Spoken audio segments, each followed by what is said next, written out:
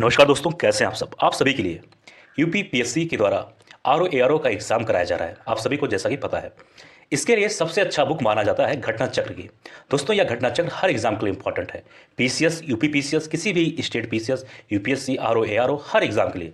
तो दोस्तों, हमारा एक छोटा सा कोशिश है कि आरओ एआरओ एग्जाम के लिए आप सभी के लिए घटना चक्र का इंपॉर्टेंट से इंपॉर्टेंट क्वेश्चन लाया जाए।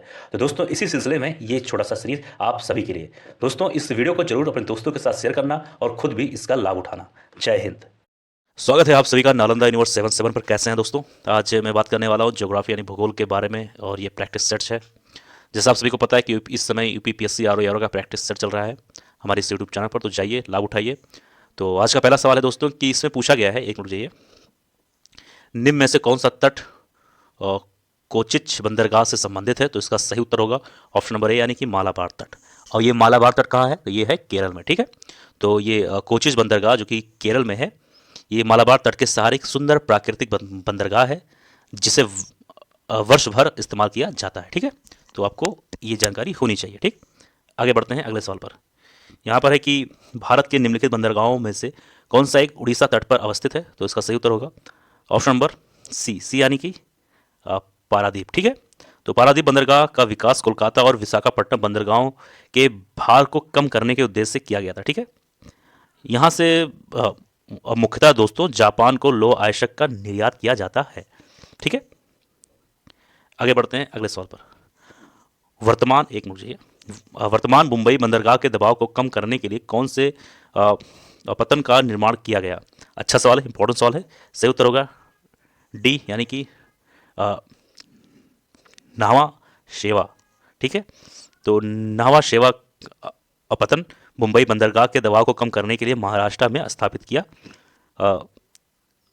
गया। ठीक है, समझ में आया कि नहीं आया। अरे इसको हम जवाहरलाल नेहरू पत्तन भी कहते हैं। ठीक है, आगे बढ़ते हैं अगले सवाल पर। यहाँ पर है गंगा नदी के निम्नलिखित में से किस भाग को राष्ट्रीय जलमार्ग घोषित किया गया है। इसका सही उत्तर होगा ऑप्शन नंबर डी यानी कि प्रयागराज से हल्दिया तक। ठीक है, तो गंगा नदी को प्रयागराज से हल्दिया तक के भाग को राष्ट्रीय राजमार्ग प्रथम घोषित किया गया है, जो कि इसकी पूरी लंबाई लगभग 1620 किलोमीटर है, और यह देश का सबसे लंबा आंतरिक जलमार्ग भी है। ठीक है, आगे बढ़ते हैं।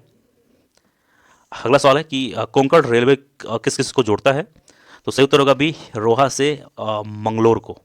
तो कोंकण रेलवे महाराष्ट्र के रोहा स्टेशन से प्रारंभ होता है, गोवा के मनगांव से गुजरते हुए कर्नाटक के मंगलुरु यानी कि या फिर मंगलोर स्टेशन पर समाप्त होता है। तो यानी कि महाराष्ट्र से निकलता है और गोवा से होते होते कर्नाटक तक जाता है। ठीक है, आगे बात करेंगे अगले सवाल पर। यहाँ पर है राजा शांसी अंतर्राष्ट्रीय हवाई अड्डा कहाँ स्थित है। अच्छा सवाल है, सही उत्तर होगा श्री अमृतसर। ठीक है, तो राजा शांसी अंतर्राष्ट्रीय हवाई अड्डा, इसको हम श्री गुरु रामदास जी अंतर्राष्ट्रीय हवाई अड्डा भी कहते हैं।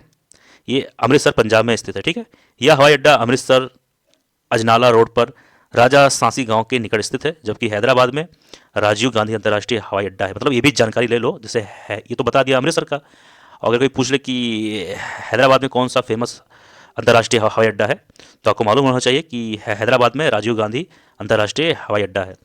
और जबकि नागपुर में कौन सा है, तो नागपुर में है डॉक्टर बाबा साहब अम्बेडकर हवाई अड्डा। और चेन्नई में, तो चेन्नई में है दोस्तों चेन्नई अंतर्राष्ट्रीय हवाई अड्डा। तो मैंने चारों के बारे में आपको बता दिया है। जबकि सवाल क्या था कि राजा सांसी कहाँ है, तो ये अमृतसर में, ये भी मैंने बता दिया। और इन तीन से संबंधित और भी जानकारी मैंने आपको दे दिया। ठीक है, आगे बढ़ते हैं अगले सवाल पर। यहाँ पर है कि दो सूची दिया गया, एक सूची में कुछ पर्यटन स्थल है और दूसरी सूची में राज्य है। तो बताना है कि कौन सा पर्यटन स्थल कौन से राज्य से संबंधित है। ठीक है, आसान सवाल है, बहुत ही आसान, ज़्यादा कुछ दिमाग लगाने की जरूरत नहीं है। तो पहला है पर्यटन स्थल चक्राता। तो ये दोस्तों कहाँ पर है, तो ये होगा उत्तराखंड में। कहाँ पर है, उत्तराखंड में। ठीक है, उत्तराखंड राज्य के देहरादून जिले में स्थित है।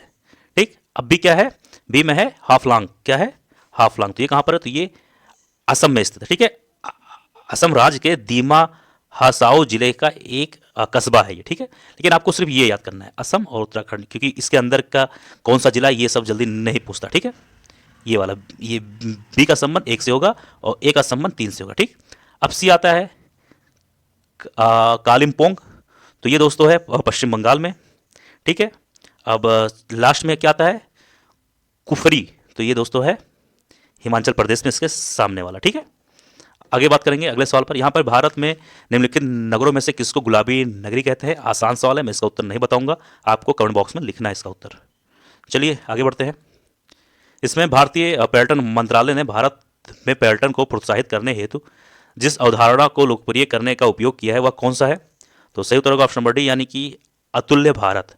तो भारतीय पर्यटन मंत्रालय ने भारत में पर्यटन को प्रोत्साहित करने हेतु जिस अवधारणा को लोकप्रिय करने का उपयोग किया है वह है अतुल्य भारत। ठीक, आगे बढ़ेंगे। अगला सवाल है, इसमें पूछा गया है कि कुरियर सेवा से प्रतिस्पर्धा के लिए भारतीय डाक विभाग ने द्रुत डाक सेवा का आरंभ कब किया? अच्छा सवाल है, इंपॉर्टेंट सवाल है। तो इसका सही उत्तर होगा डी, 1986 में। ठीक है, 1 अगस्त 1986 को स्टार्ट किया गया। ठीक है, आगे बढ़ते हैं। अगला सवाल है कि अटल टनल से संबंधित निम्नलिखित कथनों पर आपको विचार करना है, बताना है कौन सा सही है। ठीक है, तो एक मिनट रुकना। इसमें देखिए 4 पॉइंट है। पहले पॉइंट में लिखा है इसका निर्माण सीमा सड़क संगठन द्वारा किया गया है। दूसरा, यह मनाली और लाहौल स्पीति घाटी को जोड़ता है, यानी जोड़ती है। तीसरा, यह हिमाचल के पीर पंजाल पर्वत श्रृंखला के मध्य स्थित है। चौथा है, यह भारत के लिए सामरिक दृष्टि से महत्वपूर्ण है। 4 पॉइंट है और चारों बताना है कौन सा सही उत्तर है। अगर इसके उत्तर की बात करें तो देखिए इसमें 4 पॉइंट है। ठीक है, 1 2 3 4, इसका उत्तर होगा डी। यानी कि चारों पॉइंट जो है अटल टनल से संबंधित है। ठीक है, यानी कि अब ध्यान सुनना मेरे हर एक बात को, बहुत इंपॉर्टेंट है। तो दोस्तों इस जो टनल है इसकी लंबाई है टोटल 9 पॉइंट, यहाँ पे लिख देता हूँ 9.02 किलोमीटर। ठीक है, किलोमीटर। यह टनल हिमालय के पूर्वी पीर पंजाल श्रृंखला से में स्थित है। कहाँ पर स्थित है? तो हिमालय के पूर्वी पीर पंजाल श्रृंखला में स्थित है। यह पूरे वर्ष मनाली को लाहौल स्पीति घाटी से जोड़कर रखती है। इसका निर्माण दोस्तों सीमा सड़क संगठन द्वारा किया गया है तथा यह भारत के लिए स्मारक दृष्टि से अत्यंत महत्वपूर्ण भी है। सन 2002 में उस समय के जो प्रधानमंत्री हुआ करते थे अटल बिहारी वाजपेयी जी ने इस टनल की आधारशिला रखी थी, लेकिन तकरीबन 18 साल बाद यानी 3 अक्टूबर 2020 को रोहतांग हिमाचल प्रदेश में प्रधानमंत्री नरेंद्र मोदी ने अटल टनल का उद्घाटन किया था। ठीक है, तो ये जानकारी होनी चाहिए। ठीक, आगे बढ़ेंगे। इसमें क्या है कि टिड्डियों यानी कि टिड्डियाँ भारत में प्रवेश करती हैं। सही उत्तर होगा सी, यानी पाकिस्तान से प्रवेश करती हैं। आगे बात करेंगे। यहाँ पर क्या है, कुछ शहर के नाम है और क्या पूछा गया इस सवाल में, कौन सा सुमेलित नहीं है ये पूछा गया है। और कुछ और नाम है जैसे कि नदी के नाम है, तो बताना है कौन सा शहर किस नदी के तट पर अवस्थित नहीं है। क्यों ऐसा कहा गया? क्योंकि यहाँ पूछा गया कौन सा सुमेलित नहीं, यानी कि 4 में से कोई एक सुमेलित नहीं होगा, यानी एक सही नहीं होगा, बाकी 3 तो अपने आप ही सही हो जाएंगे। अब ध्यान देना, इसके उत्तर की बात करें तो इसका उत्तर सही होगा बी, यानी कि हैदराबाद शहर दोस्तों ये कृष्णा नदी के तट पर नहीं स्थित है। ठीक है, तो ये तो हो गया सुमेलित नहीं। तो इसका मतलब क्या हुआ, कहीं ना कहीं ए सी और डी अपने आप में सुमेलित हैं। यानी कि अगर हम बात करें तो जबलपुर नर्मदा नदी के तट पर अवस्थित है, कोटा चंबल नदी के तट पर अवस्थित है और नासिक जो है गोदावरी तट पर अवस्थित है। अच्छा, तो भाई साहब हैदराबाद कहाँ स्थित है, आपका सवाल होना चाहिए। तो हैदराबाद दोस्तों ये मूसी नदी के तट पर अवस्थित है। कहाँ पर? मूसी नदी। ठीक है, ओके, कोई दिक्कत? अब आइए बात करेंगे अगले सवाल पर, और अगला भी कह सकते हो और अंतिम सवाल भी कह सकते हो आसानी से। 2 पॉइंट दिया गया है, एक पॉइंट है ए, अगला पॉइंट है आर। तो ए पॉइंट में कहा जा रहा है कि पाकिस्तान में बांग्लादेश की तुलना में अधिक नस्लीय और जातीय विविधता है, जबकि आर में है कि पंजाबी पाकिस्तान की आधिकारिक भाषा है, जबकि अधिकांश लोग बोलने में उर्दू भाषा का प्रयोग करते हैं। अब ये बताना कि ये पॉइंट सही है कि नहीं, ये भी पॉइंट सही है या नहीं, या फिर ये देखो आपको इसमें 3 चीज़ बताना है। पहला चीज़ कि ये पॉइंट सही है या नहीं, ये वाला पॉइंट सही है या नहीं, और क्या ये जो आर है, यानी कि आर मतलब होता है कारण, देखो साफ साफ लिखा हुआ है आर यानी कि कारण, क्या ये इस पॉइंट का यानी पॉइंट नंबर ए का क्या ये कारण है या नहीं।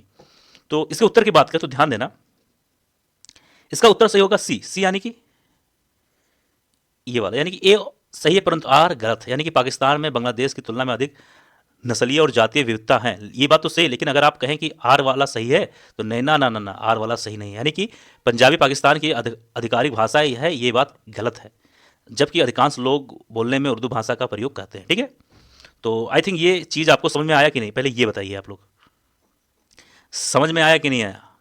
जो ये एक मिनट, जो ये आर है इसमें क्या लिखा गया है, यहाँ पर क्या होना चाहिए, यहाँ पर होना चाहिए था कि पाकिस्तान की आधिकारिक भाषा है उर्दू, ठीक है, ना कि पंजाबी। यहाँ पंजाबी लिखा तो ये अपने आप ही गलत हो जाता है।